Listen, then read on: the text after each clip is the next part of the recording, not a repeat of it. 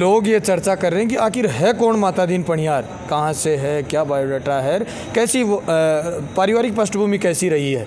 माता दीन पनियार की तरफ से भक्तों 2,51,00,000 रुपए, 2,51,00,000 रुपए की यादगार में 101 मंदिर बनाने का लक्ष्य लिया, जो 17 मंदिर मैंने बनाकर तैयार कर चुकी। अभी तक मैं टोटल जो खर्च किया है 21 करोड़ रुपए इस 3 साल में मैंने दान धर्म पे खर्च किए। भंडार कौन है, क्या कोई दान करने की शिक्षा का कोई छात्रावास हो जाए, चाहे आपके बानसूर में खुल जाए, तो गुर्जर समाज की प्रतिभाएं वहाँ से निकलकर आगे SDM कलेक्टर बनेगी। हमारे को देव का अरवाड़ा बुलाना नहीं चाह रहा था, पर जिस दिन बुलाएंगे, जिस दिन हमारे समाज के सामने पेश हो जाएंगे, वो दान धर्म करने जा रहा हूँ मैं जोधपुरिया धाम में। अब उसका लक्ष्य देखना है कि भाई राजस्थान में भी कोई ऐसा शेर जन्मा है जो मान दान धर्म के ऊपर मान खर्च। जो परिवार है वो एक MRDS ग्रुप परिवार है, और मेरा जो बिजनेस है वो एक MRDS ग्रुप के एक जितना मैंने अभी जोमोरिया में मैंने 2 करोड़ दिए तो मेरी 25,000 गज जमीन बिक गई। तो माता दीन जी, आप जहाँ दान कर रहे हैं वहाँ केस करवा देते हैं या फिर मंदिर आप बना के देते हैं, कैसा क्या आपकी वो प्लानिंग कैसी रहती है? वो प्लानिंग हम 1 लाख रुपए नगद राशि और 45 लाख रुपए की 45 लाख रुपए की घोषणा नहीं हो कि कल माता दीन जी को बदनाम मत करना कि माता दीन जी पैसा नहीं दिया इनका। गुर्जर समाज के सबसे बड़े बामासा माता दीन जी पनियार हमारे साथ हैं। लगातार चर्चा हो रही थी और लगभग मेरे पास 5 से 10 कॉल भी आ गए थे कि माता दीन पनियार जी का इंटरव्यू करें और बातचीत करें कि किस तरीके से उनकी चर्चा हो रही है। बात करें तो गुर्जर समाज में इतनी चर्चा बड़ी पड़ी है कि 2 करोड़ का दान आज तक बामासा ने किसी ने नहीं दिया। पहले बगड़ावतों के टाइम में उस टाइम हुआ करता था, लेकिन ऐसे बामासा बड़े दानवीर करणवीर माता जी पनियार हमारे साथ हैं। रूबरू होते हैं किस तरीके से, कैसा इनका संघर्ष रहा और कैसे आकर इन्होंने ये दान करने की रुचि इनके अंदर जागृत हुई। माता दीन जी, स्वागत है आपका। जी वेलकम साहब, बहुत बहुत धन्यवाद तेजपाल जी आपको, और आपकी तेज मीडिया को भी हम बहुत बहुत धन्यवाद देना चाहते हैं। और इसके आभारी भी हैं कि जो आप हमारे मान इस लायक समझा आप हमारा इंटरव्यू लेने के लिए पहुंचे, इसके लिए भी मैं बहुत बहुत धन्यवाद। माता दीन जी, लोग ये चर्चा कर रहे हैं कि आखिर है कौन माता दीन पनियार, कहाँ से है, क्या बायोडाटा है, कैसी वो पारिवारिक पृष्ठभूमि कैसी रही है? देखो, पारिवारिक पृष्ठभूमि तो मैं 0 से शुरुआत की है। मेरे जो पिताजी हो रहे हैं पलदारियाँ मजदूरियाँ कर करके हमारे को पाला पोसा है, पढ़ाया लिखाया। एक गरीब तबके का परिवार से मैं निकल के आया हूँ, और मेरा एक प्रॉपर्टी का बिजनेस है। मैंने आज से 6 नवंबर 1999 से अपना बिजनेस स्टार्ट किया था, और बिजनेस स्टार्ट करके धीरे धीरे हमने जिस दिन से बिजनेस स्टार्ट किया उसी दिन से प्लानिंग बना ली थी कि हम जो भी जितना हमारे पास प्रॉफिट आएगा इस प्रॉपर्टी से, तो हम इसका 5 से 7% प्रॉपर्टी का जो भी प्रॉफिट है वो हम दान धर्म में खर्च करेंगे, केवल मंदिर और गौशालाओं के लिए खर्च करेंगे। ये हमने लक्ष्य बनाया था, और आज 99 से आज तक हमने काफ़ी हर गांव में, हमारे बानसूर तहसील में लगभग मैं ऐसा कोई गांव नहीं छोड़ा होगा जहां मान ले मैंने 1,000, 2,000, 5,000 रुपये का एक दान धर्म के रूप में नहीं दिया होगा। जो भी जितने भी सत्संग भंडारे हुए हैं, गौशालाएँ हैं, जितना मेरे लेवल्स के जितनी इनकम थे उस हिसाब से मैं उनको दान धर्म करता रहा। बेसिकली मैं रहने वाला बानसूर तहसील से, वैसे मेरा गाँव प्रॉपर छाटका है, और खोरी गांव में रह रहा हूँ अभी हाल फिलहाल। गांव से उठ के मैं खेतों में रहने लगा, जो खोरी की सीमा में रह रहा हूँ वही मेरा रेजिडेंस है। वैसे बेसिकली अब जयपुर रह रहा हूँ, और धीरे धीरे मकान तो मैंने सभी जगह बना दी। अभी खाटू श्याम भी रह रहा हूँ, त्रिवेणी भी रहा हूँ, बालाजी भी रह रहा हूँ, परंतु बेसिकली मेरा जो रेजिडेंस है, अभी जो परिवार मेरा जो रह रहा है वो बानसूर के पास एक खोरी गाँव में रह रहा है। माता दीन जी, लोग ये चर्चा कर रहे हैं कि आपने मंदिरों के ऊपर इतना पैसा खर्च कर रहे हैं, लगातार जहाँ जा रहे हैं, जहाँ आपको बुला रहे हैं वहीं आप डोनेट कर रहे हैं। ये रुचि जागृत कहाँ से हुई? मंदिरों को लेकर ही आपकी रुचि कैसे बनी? क्योंकि शिक्षा भी है, समाज शिक्षा से भी आगे बढ़ सकता है। ये धर्म प्रथा आप कैसे शुरुआत करी? मंदिरों की रुचि इसलिए, मेरे दादाजी मोठूराम पनियार की यादगार में मैं ये जो सोच बनाई है, मेरे दादाजी की गाइडलाइन थी। दादाजी ने यही चीज़ सिखाई मेरे को कि आप कभी भी जो 2 पैसा कमाना चालू करो तो ये दान धर्म का ध्यान रखना, कोई भी गौशाला हो या कोई भी मंदिर हो उसमें दान देना। अब मैं दादाजी की यादगार में 101 मंदिर बनाने का लक्ष्य लिया, जो 17 मंदिर मैंने बनाकर तैयार कर चुका हूँ। 4 मंदिरों का मैंने मुहूर्त लगा चुका हूँ, जो 21 मंदिर दिसंबर तक मैं तैयार करवा दूँगा। बाकी जो मंदिर हैं हर साल जैसे जैसे इनकम आ रही है वैसे वैसे मैं बनाकर तैयार कर दूँगा। माता दीन जी, लगभग आज तक का इंस्ट्रूमेंट टोटल कितना दान कर चुके हो लगभग? समथिंग याद हो तो बता दीजिए। अगर 3 साल की कैलकुलेशन है, पहले तो हमने मान लिया कभी हिसाब जोड़ा नहीं, पहले तो 1000, 2000, 5000 रुपये जो भी हेल्प कर रहे थे, परंतु लगभग मैंने 52 लाख रुपए का खर्च कर चुका था कोरोना महामारी से पहले। और अभी तक मैं टोटल जो खर्च किया है 21 करोड़ रुपए इस 3 साल में मैंने दान धर्म पे खर्च किए, भंडारों पे खर्च किए और मंदिरों पे खर्च किए। मतलब जी समाज शिक्षा से काफ़ी बैकफुट है गुर्जर समाज की अगर बात करें तो। आवश्यकता उन लोगों को भी है जो गरीब हैं, पिछड़े हैं। मंदिरों के अलावा शिक्षा में भी दान किया जा सकता है।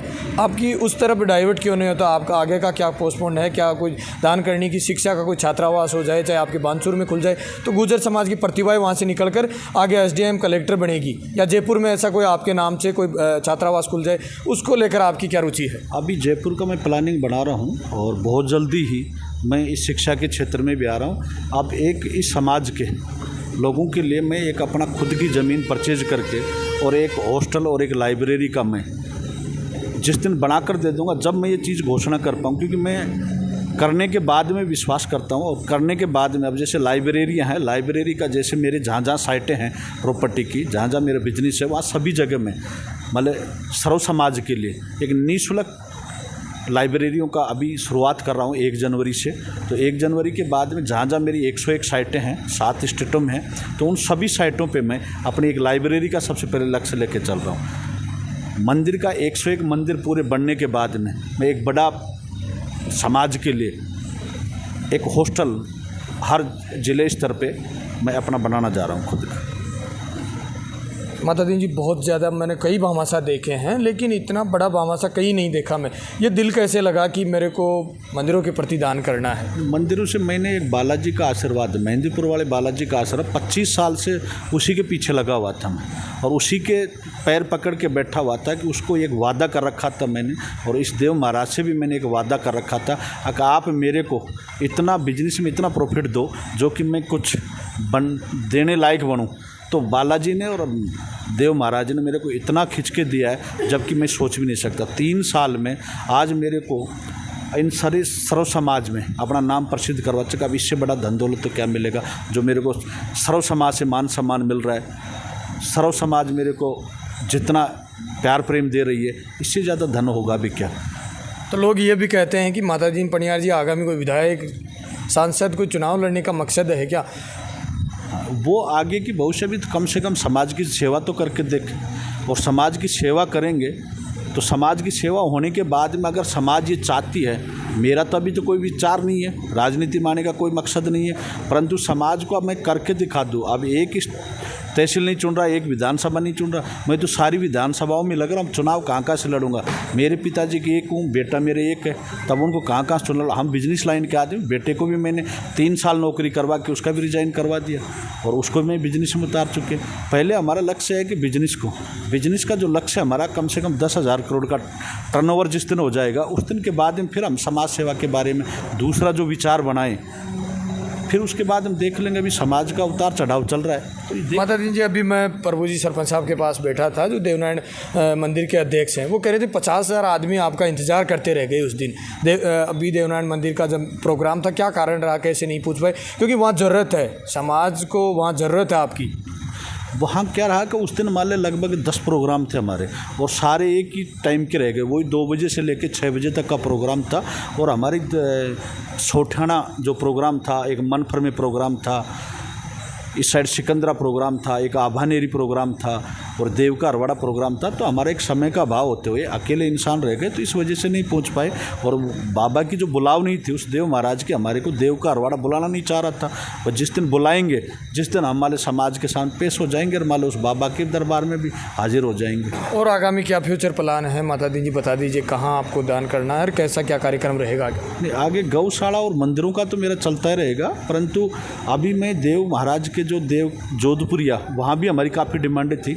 काफ़ी लोग बुला रहे थे, इनवाइट किया था, अध्यक्ष साहब ने भी इनवाइट किया था, वहाँ के जो कमेटी के सदस्य थे उन्होंने भी इनवाइट किया था, परंतु हम नहीं पहुँच पाए। परंतु अब हम जाएंगे जोधपुरिया, जब बुलाएंगे। मैं आज तक जोधपुरिया नहीं देखा है, मैंने अभी देव महाराज के दरबार में गया। मेरा एक वादा है कि जिस दिन जाऊंगा ना, आज तो मेरा एक ट्रेड राजस्थान में चला है, पर जिस दिन मैं जाऊंगा, जिस दिन पूरे हिंदुस्तान में एक अपना ट्रेड चलेगा, पूरे वर्ल्ड में चलेगा, वो दान धर्म करने जा रहा हूँ मैं जोधपुरिया धाम में। अब उसका लक्ष्य, उसी की प्लानिंग और उसी की तैयारी 1 साल आगे जो मेला भरेगा उस मेले में जाएंगे, तब हमारा पूरे वर्ल्ड में, हिंदुस्तान के बाहर के लोग भी देखने आए कि भाई राजस्थान में भी कोई ऐसा शेर जन्मा है जो मान लो दान धर्म के ऊपर मान लो खर्च करना, वो प्लानिंग करके जा रहे हैं। और माता दीन जी, क्या डेली का रूटीन क्या रहता है? सुबह से शाम तक का रूटीन क्या रहता है? और सहयोगी आपके परिवार के वो क्या बोलते हैं कि ओवरऑल आपने तो पूरा राजस्थान से ही उभर कर सबसे ज़्यादा दान कर दिया?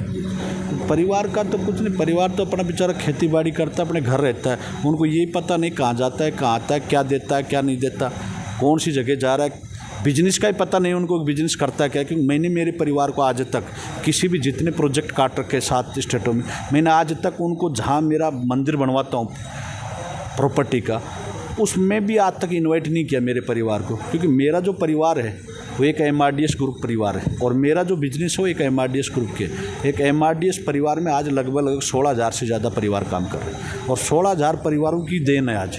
तो मैंने 2 परिवार चुना कि एक परिवार मेरे घर तक सीमित है, दूसरा परिवार मेरा बिजनेस का है, और बिजनेस का जो परिवार है ना, उन्हीं के लिए मैं दिन रात काम करता। सुबह 6:15 बजे रवानगी लेता हूँ और रात को 2 बजे तक उन्हीं के लिए लगातार 6 नवंबर 1999 से और आज तक लगातार चल रहा हूँ उनके लिए। अब कई युवाओं के कॉल भी आएंगे कि आप MRDS ग्रुप की लगातार चर्चा कर रहे हैं, तो आपके पास रिक्वायरमेंट है, कैसे क्या इनको ज्वाइनिंग करानी है?